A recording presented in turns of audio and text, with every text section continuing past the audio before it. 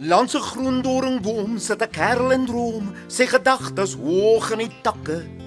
En hy droom van 'n plaas sonder 'n enkele baas, waar 'n man werk, hande in die sakke. En hy droom van 'n land waar die brammers brand en die trekkers trek tesame. En 'n brandewyndam waar die lammers lam en die ministers minis vir die vale.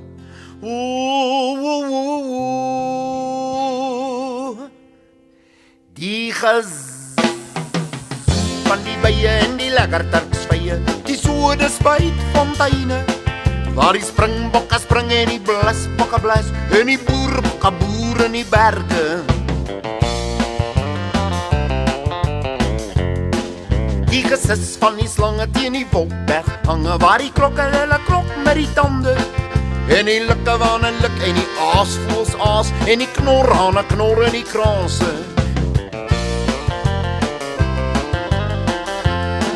Die gejak van jakaranda, die geskreeu van motorbande, die narkies en die skarres hulle waai, waar die tier baie tier en die voorspelde weer, waar die rugby en die jakskei en die braai.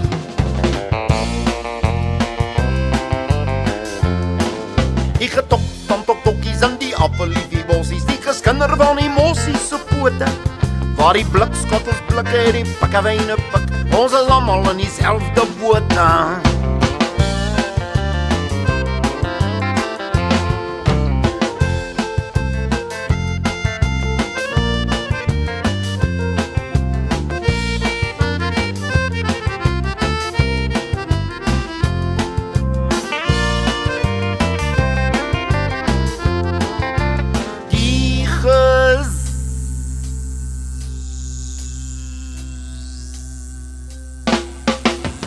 Van die bye en die lekker turksvye, die sodespuitfonteine, waar die springbokke spring en die blasbokke blas en die boerbokke boer in die berge.